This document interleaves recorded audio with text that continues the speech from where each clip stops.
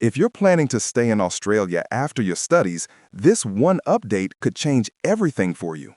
In 2025, the Australian government introduced a new age limit for visa applicants, and thousands are now suddenly ineligible.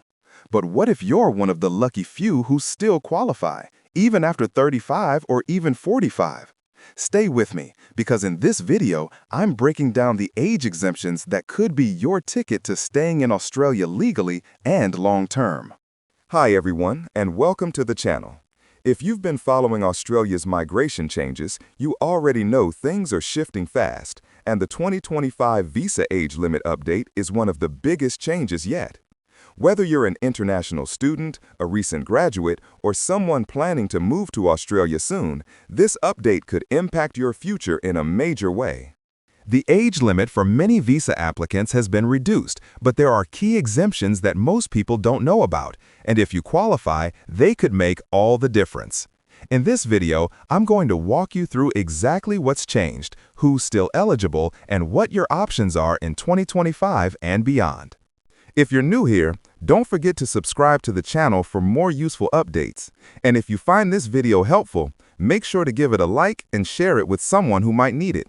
Now, let's get into it. Australia has always had specific age limits when it comes to visa applications, especially in the case of skilled migration and graduate visas. For many people, the pathway to permanent residency begins with the temporary graduate visa, which is often known as Subclass 485. This visa allows you to stay in Australia after you finish your studies and gain work experience. But recent changes have affected the age eligibility for this visa, and a lot of applicants are now asking whether they still qualify. Starting from July 2024, major reforms have been introduced to the temporary graduate visa. The government not only renamed the visa streams, but also reduced the age eligibility for most applicants. Under the new rules, most people must be 35 years old or younger to apply for the graduate visa. This came as a shock to many international students and skilled workers who were planning to use this visa as a stepping stone to permanent residency. But the good news is, there are still some exemptions that allow people to apply up until the age of 50. So if you're worried about the age cutoff, keep watching because we're going to break it all down. Let's start by understanding how the visa system has changed. The previous structure included the graduate work stream, post-study work stream, second post-study work stream, and the replacement stream. Now, these have been rebranded as post-vocational education work stream, post-higher education work stream, and a few others. The replacement stream has been removed completely. In addition to these name changes, the length of stay under each stream has also been adjusted.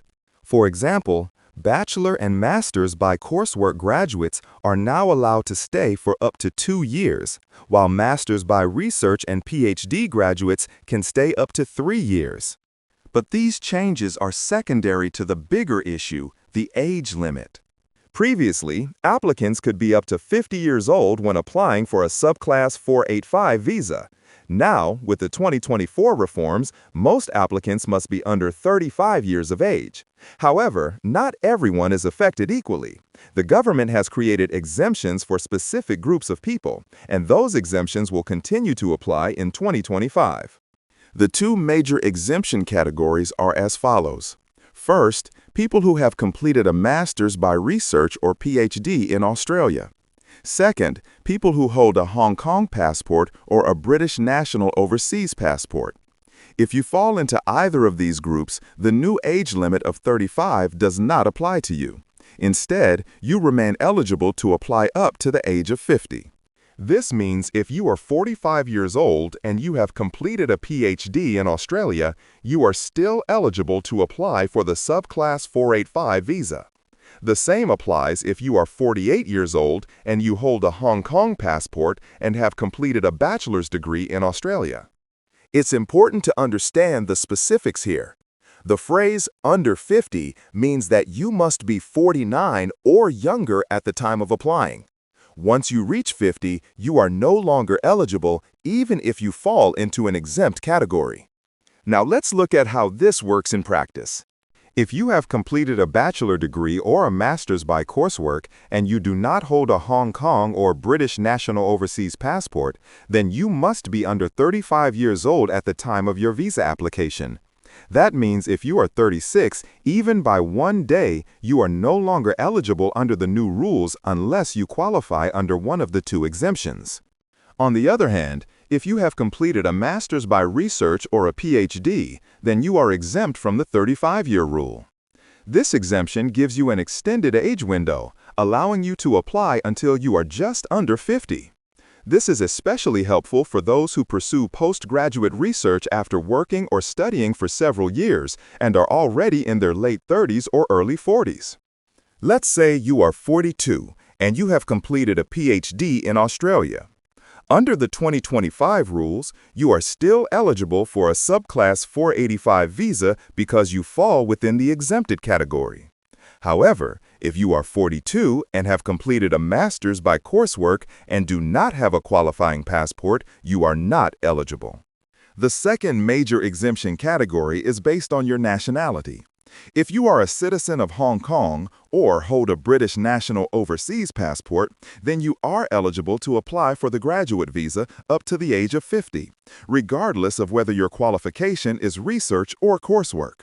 This means that even if you only hold a bachelor degree and are 45 years old, you can still apply. The reason for this exception is Australia's special migration arrangements with Hong Kong, which have been strengthened in recent years. Similar consideration is extended to holders of British national overseas passports due to ongoing political developments in Hong Kong. It's also important to know that just because you're exempt from the age limit, it doesn't mean you're automatically granted the visa. You still need to meet all other requirements, such as English language proficiency, health and character checks, and holding a qualification that meets the criteria for the visa stream you are applying for. Now let's go through a few real-life scenarios to better understand how this works. Scenario 1. You're 32 and have completed a bachelor's degree in Australia. Since you're under 35 and your qualification qualifies for the post-higher education workstream, you are eligible to apply. Scenario 2. You're 38 and have completed a master's by coursework. You do not have a Hong Kong or British national overseas passport. In this case, you are not eligible because your degree type does not qualify you for an age exemption and you are over 35. Scenario 3. You're 45 and you have completed a PhD in Australia. You are eligible to apply because PhD graduates are exempt from the 35-year age cap. Scenario 4. You're 48 and you've completed a master's by coursework. You do not have a qualifying passport. In this case, you are not eligible as your degree is not research-based and you are well above the age limit. Scenario 5.